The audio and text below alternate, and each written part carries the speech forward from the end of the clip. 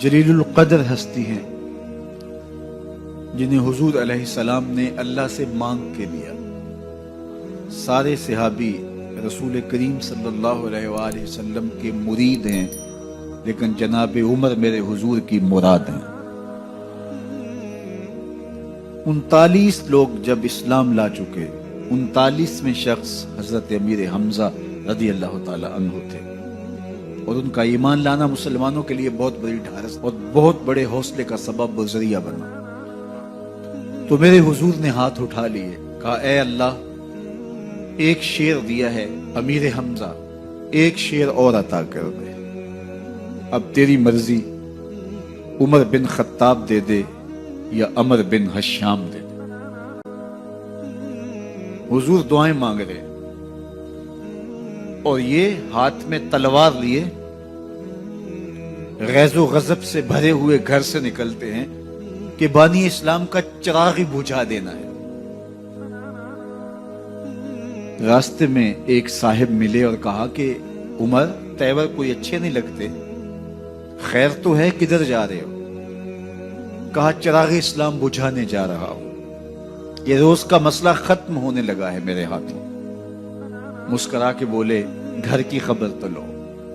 کہا میرے گھر کو کیا ہوا؟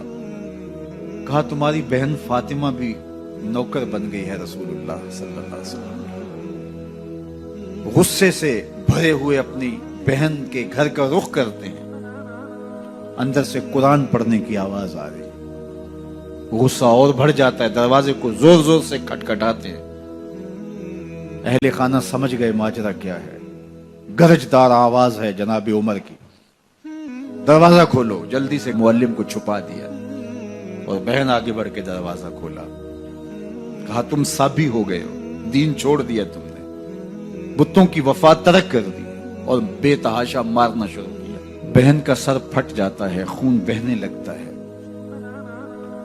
اور یہ مارتے چلے جاتے ہیں۔ فاطمہ بنت خطاب بولی عمر، تم خطاب کے بیٹے ہو، سنو میں بھی خطاب کی بیٹی ہوں، جو ظلم جو جبر کرنا ہے کرو، میں محمد عربی کا دامن نہیں چھوڑوں گی۔ سوچنے پہ مجبور ہو جاتے ہیں وہ کون سی طاقت ہے جس نے بجلیاں بھر دی اس کے اندر۔ کہا جو تم پڑھ رہے تھے مجھے بھی سنا سکتے ہو؟ کہا تمہیں غسل کرنا ہوگا۔ عمر اپنے بدن کو دھو رہے ہیں، میرا رب دل دھو رہا ہے۔ اتنے میں معلم بھی قرآن لے کر آ جاتے ہیں اور قرآن کی تلاوت ہونے لگتی ہے۔ طٰہٰ ما انزلنا علیک القرآن لتشقیٰ، 14ویں رات کے محبوب چاند، ہم نے قرآن اس لیے نازل تو نہیں کیا تھا کہ تم مشقت میں پڑ جاؤ۔ بے تاب ہو گئے، کہا عمر کی عمر برباد ہو گئی، مجھے لے چلو حضور کی چوکھٹ پہ۔ تلوار حمائل کی ہے، بہنوئی ساتھ ہیں، اور حضور کی بارگاہ میں حاضر ہو رہے۔ دروازے کے سوراخوں سے دیکھا تو صحابہ تشویش کا اظہار کرنے لگے کہ عمر آ رہا ہے، تلوار حمائل کی ہے، ارادے اچھے نہیں لگتے۔ جناب امیر حمزہ نے کہا دروازہ کھول دو، اچھی نیت سے آیا تو استقبال کریں گے، نیت اچھی نہیں ہے تو اس کی تلوار سے اس کی گردن کاٹ دیں گے۔ حضور کے سامنے جا کے بیٹھ گئے، گلے میں کپڑا ڈالا تو حضور نے پکڑ کے کہا عمر، ابھی وقت نہیں آیا کہ تم اسلام لے آؤ؟ یہی وقت تھا عمر کے اسلام لانے کا۔ لبوں پہ کلمہ جاری ہو گیا، اللہ اکبر کی صدا اس زور سے گونجی کہ مکے کی گلیاں گونجنے لگی۔ اسلام لانے کے بعد حضور سے پوچھتے ہیں حضور کیا ہم حق پر نہیں ہیں؟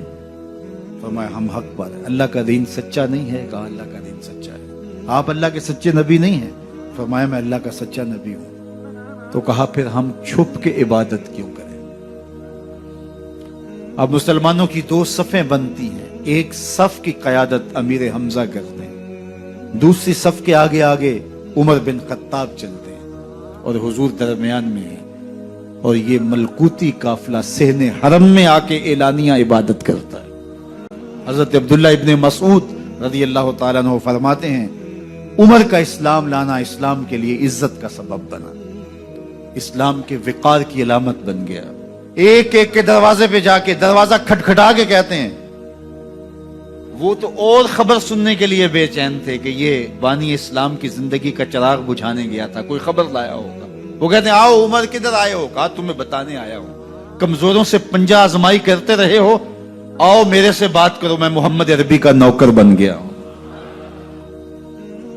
اللہ اکبر. میرے حضور نے فرمایا جب اچھے لوگوں کا ذکر کرو تو میرے عمر کا ذکر بھی کیا کرو.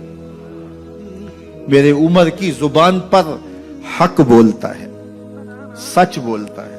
ان الشیطان یفر من ظل عمر, عمر کے سائے کو دیکھ کے شیطان بھاگتا ہے. اللہ اکبر. اسلام لائے تو زندگی کی ایک ایک سانس اسلام کے لیے وقف کر دی.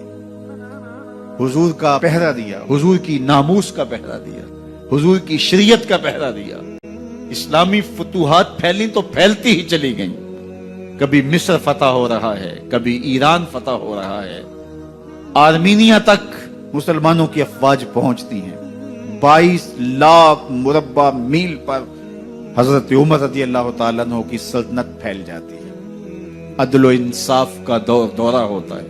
زمانے نے دیکھا کہ غیر مسلم بھی عدالت میں کھڑا ہے تو اسے خوف نہیں ہوتا تھا کہ میرے سے ناانصافی ہوگی, اس لیے کہ حکومت عمر کی چل رہی ہے. وہ بھی مطمئن ہوتا تھا کہ میرے ساتھ انصاف ہوگا. عبداللہ بن عمر اور عبید اللہ بن عمر بصرہ سے گزر رہے تھے ایک جنگ سے واپسی پر, تو حاکم بصرہ نے آپ کو کچھ پیسے دیے کہ یہ مال غنیمت میں جا کے جمع کروا دینا, اور پھر خود ہی مشورہ دیا کہ عراق کے اندر فلاں فلاں چیز بہت سستی مل جاتی ہے اور حجاز میں ان چیزوں کی قیمت زیادہ ہے, تو اگر آپ ایسا کر لیں کہ یہ ان پیسوں سے خرید لیں اور جا کے مدینہ المنورہ میں فروخت کر دیں تو جو زائد پیسے آپ کمائیں گے وہ آپ کے ہوئے, اور یہی اشرفیاں جو میں نے دی ہیں آپ کو, اتنی اشرفیاں بیت المال میں جمع کروا دینا. تم نے محنت کی ہوگی, تجارت کی ہوگی, تو جتنے بچیں گے وہ آپ کے ہوں گے. تو انہوں نے کہا بہت اچھا. وہاں سے مال خرید لیا, مدینہ المنورہ میں آ کے بیچ دیا. جتنی اشرفیاں انہوں نے وہاں سے دی تھی بیت المال کے لیے, اتنی بیت المال میں جمع کروا دی. حضرت عمر رضی اللہ تعالیٰ عنہ کو پتہ چلا, بیٹوں کو بلایا, کہا کہ سنا ہے تم نے کوئی کمائی کی ہے؟ کہا جی ہم نے تو تجارت کی اور جو مال لیا تھا اتنا مال بیت المال میں جمع کروایا ہے. کہا تم بیت المال کے پیسوں پر کمائی کی ہے, وہ پیسے بھی تمہیں بیت المال میں جمع کروانے پڑیں گے. یہ عمر ہیں رضی اللہ تعالیٰ. رومی شہنشاہ کی بیوی سلام بھیجتی ہے حضرت عمر رضی اللہ تعالیٰ عنہ کی اہلیہ کو, تو وہ 1 دینار ادھار لے کر کے اس کا عطر خریدتی ہیں اور شیشیوں میں ڈال کر کے ان کو بھیجتی ہیں کہ چلو ایک رواداری کا اچھا ثبوت فراہم کیا جائے.